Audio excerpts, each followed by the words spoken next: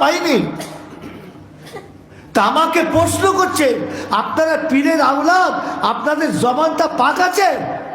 আমরা তো ছোট হুজুর কেবলার ছেলে, 21টা ছেলে, আমরা তো বড় হুজুর মেজ হুজুর নিয়ে আমরা যখন 22টা ভাই ছিলাম, এই 32টা ভাই, 32টা পাশে ভাইয়ের মধ্যে এই প্রশ্নটা তো আমাদের কাছে হয়নি। আজকে আমাদের ছেলে বলে ভাই বলিয়ে এমন জ্বলনে পড়ে গেছি, আজকে এই প্রশ্ন আমাদের কাছে এসছে কেন? এটা দুঃখ নয়? আর আপনারা তাদের তারে তাল মিলিয়েছেন। খোদার কাছে জবাব দিতে হবে আপনাদের ঘরে, খোদার কাছে জবাব দিতে হবে। আপনাদের জন্য আমার দাদা হুজুর বেইজ্জতি হচ্ছে। আপনারা কেমন দাদা হুজুরের মুরিদ, কেমন ভক্ত? তো দাদা হুজুরের যদি আপনারা অন্তরের মুরিদ ধরেন, কেন তার গলায় ছুরি চালাচ্ছেন মুরিদ হয়ে? কই আমরা তো চালাইনি, আমরা তো চালাইনি, আমরা তার রক্ত, আমরা তো দাদা হুজুরের গলায় ছুরি চালাইনি। আর আপনি ভাব হয়ে কেন দাদা হুজুরের গলায় ছুরি চালাচ্ছেন? খোদার কাছে জবাব দিতে হবে আপনাদের ঘরে। আমার দাদা হুজুর আপনাদের ঘরে ছাড়বে না। আপনাদের বাদরামি দাদা হুজুর একদিন প্রশ্ন করবে। আমাকে 24 পরগনায় গেছি, একটু বলে ফেলছি, অসুবিধা নেই তো? কিছু মনে করবেন না। আপনারা আমার দাদা হুজুরের সিলসিলার মানুষ, তার আওলাদ হিসাবে সাবধান করে দিচ্ছে। মানেন মানবেন, না মানেন না মানবেন।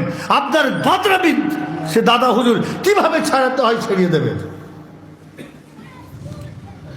আমাকে প্রশ্ন করছে, আপনারা পীরের আওলাদ, আপনাদের জবানটা তো নাপাক কেন?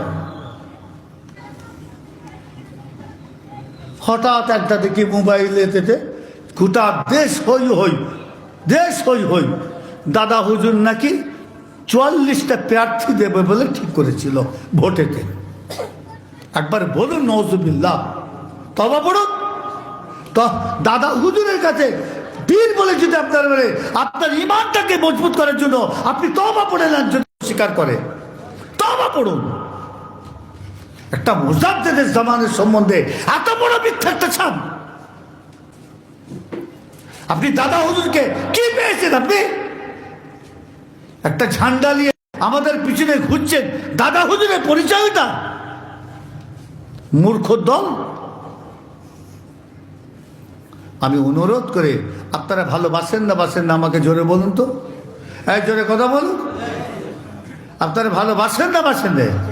আমি একটা বই দিয়েছে, ছবি তুলে মোবাইলে দেবো, এখানে দাদা হুজুর 60টা প্রার্থী দিয়েছিল। আমি হোসেন কম নয়, আমি দাদা হুজুর কেবলার জীবনী কম পড়িনি। আমাদের ফ্যামিলির ভেতরে দাদা হুজুরের জীবন ইতিহাস জানা অন্য ভাইয়ের আমার চেয়ে কম আছে। বাংলা 1332, 34, 38, 36, বাংলা 1346। দাদা হুজুর কেবলা বেঁচে থাকা অবস্থায় নিজের জীবনী লিখেছিলেন। সওয়ানে উমরি কিতাবগুলো পড়েছি, একটাও পাইনি। আর তুমি কোথা থেকে পেয়ে গেলে আজকে? কেন একটা মুজাদ্দিদ জামানকে এত বড় একটা দুর্নামের ভাগিদার করছো? একটা মুজাদ্দিদ জামানের সম্বন্ধে একটা এত অপপ্রচার কেন? কথা ঠিক না বেঠিক গো? গজব পড়বে না? গজব পড়বে না? তার বদ্ধ লাগবে না? তা আমরা ছেলেরা রক্তরা যদি ভুল করে দাদা হুজুর কেবলার গজবের সম্মুখীন হয়, আপনারা ভক্ত হতেছেন কেন?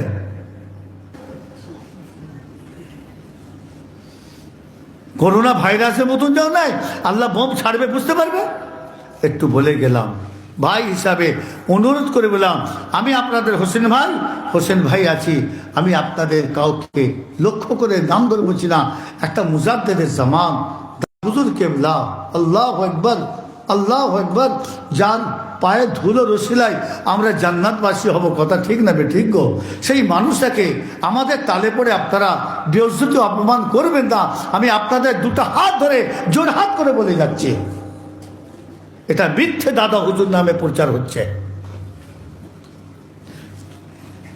আমার ভাইয়েরা, মায়েরা, বোনেরা, তাহলে শের খোদা আলী রাদিয়াল্লাহু তাআলা আনহু